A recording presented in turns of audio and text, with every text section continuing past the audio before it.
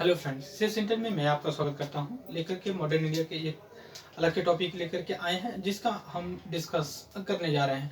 News में रहता है और इसका जो है कि हमेशा हमारा कहीं ना कहीं एग्जाम्स के पॉइंट ऑफ व्यू से इम्पोर्टेंट होता है। सबसे पहले हम देखते हैं कि वो इस टॉपिक का नाम क्या है। उस टॉपिक का नाम division of the Bengal. Division of the Bengal मतलब बंगाल का विभाजन, और वहीं से निकल कर क्या आता है, स्वदेशी मूवमेंट। स्वदेशी मूवमेंट का मतलब ही हो गया, स्वदेशी का मतलब कि देश अपना खुद का हो। ये तो इस वजह से यहाँ पे एक निकल कर के आया। दूसरी चीज है कि ये रहा क्या, देखिए जो आज का बांग्लादेश है, पश्चिम बंगाल है, असम है, बिहार, उड़ीसा है, ये सारे पार्ट एक मिला करके जो है कि बंगाल हुआ करते थे। इंडिया, हालांकि इंडिया के ही पार्ट थे, बट बंगाल के नाम से पूरा बोला जाता था। दूसरी चीज ये है कि इसका डिवीजन कर दिया, ईस्टर्न बंगाल और वेस्ट बंगाल के नाम से जाना जाने लगा। अगर ईस्टर्न बंगाल की बात करें तो वो जो है कि बांग्लादेश आज का और असम मिला करके एक जो कि ईस्टर्न पार्ट, और ये पश्चिम बंगाल, उड़ीसा और बिहार मिलाकर के एक वेस्टर्न बंगाल के नाम से डिवीजन कर दिया। सबसे पहले देखें कि उस समय का जो सिनेरियो था, सिनेरियो ये था कि इंडियन नेशनल मूवमेंट अपने पीक पे बढ़ रहा था।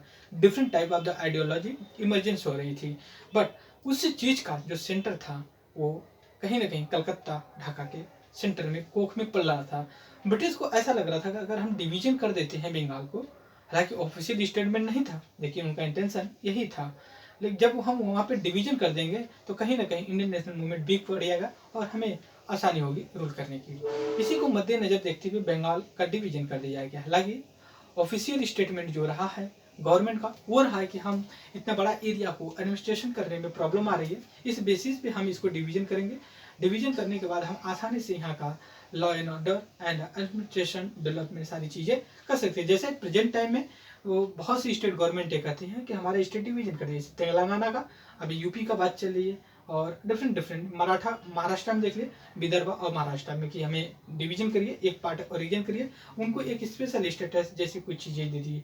यही आर्गूमेंट ब्रिटिश गवर्नमेंट ने दिया था, बट रियल इंटेंशन उस समय क्या था कि नेशनल मूवमेंट को वीक करना हुआ करता था।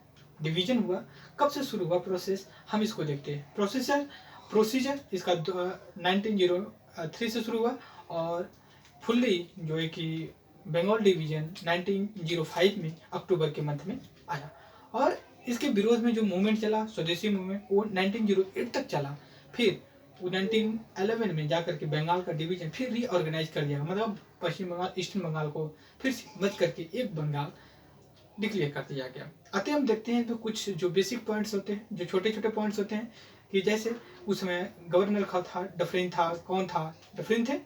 हालांकि डलहौजी जो भी लोग रहे, लोग अपने अपने कामों के लिए जाना जाता है। सबसे पहले हम यहाँ देखते हैं कि जो मूवमेंट का स्टार्टिंग कहाँ से हुआ। मूवमेंट का स्टार्टिंग होता है यहाँ से, आपका 1903 से शुरू होता है। यहाँ पे एक इंफॉर्मेशन आकर के आई कि कहीं ना कहीं बंगाल डिवीजन होने वाला, और फॉर्मली अनाउंस किया गया जुलाई 1905 में अनाउंस किया गया, और फोर्स में जो आया Bengal division of the Bengal 1905 अक्टूबर में आया।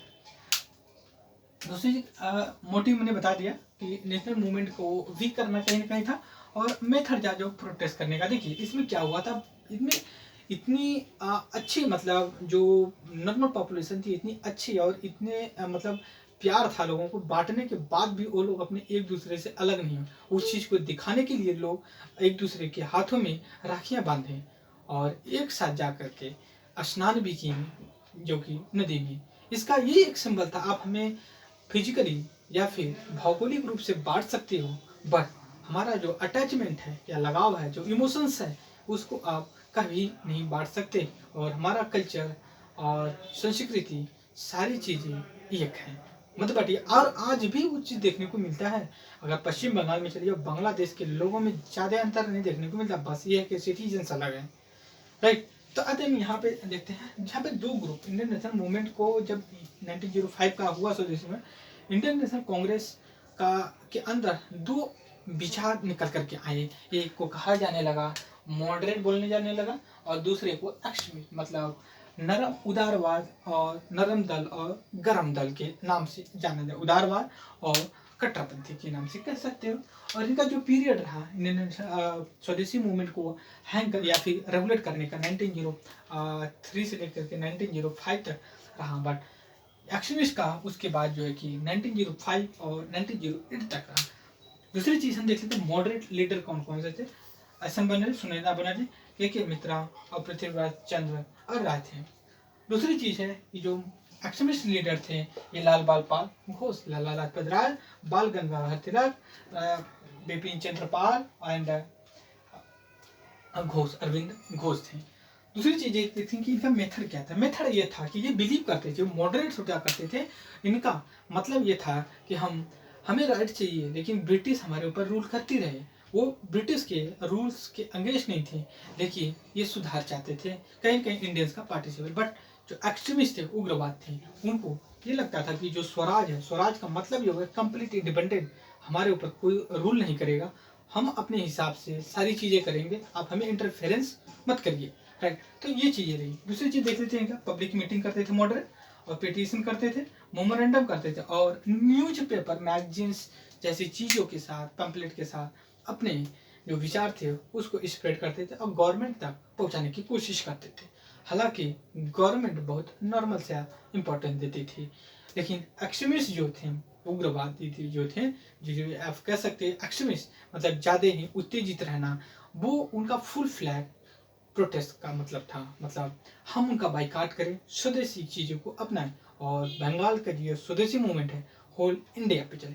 यहीं से कहीं ना कहीं निकल करके एक विचार आती है कि इन एक्सट्रीमिस्ट मॉडरेट 1907 में अलग हो जाते हैं, जिसको कहा जाता है सूरत स्प्लिट इंडियन नेशनल कांग्रेस में। हम उसको डिस्कस करेंगे 3 सेशन के लिए एक अलग से बना करके, जिसमें 1905, 1906, 1907 के जो इंडियन नेशनल कांग्रेस का सेशन रहा है उसको लेकर के हम डिस्कस करें, क्योंकि काफ़ी इंपॉर्टेंट थे तीनों। कौन प्रेसिडेंट थे, कौन थे, क्या नहीं थे, क्या क्या इशू थे और क्यों भागे, यहीं से इशू निकल करके आता है। जो एक्सट्रीमिस्ट थे ये कंप्लीट स्वदेशी थे, कंप्लीट स्वदेशी कहा करते थे, कहते कि हमें ऐसी कोई ब्रिटिश की चीज़ नहीं चाहिए जो हमारे घर में हो और हमें नुकसान पहुंचाए। सो इस वीडियो में बस इतना ही। Thank you very much discussion.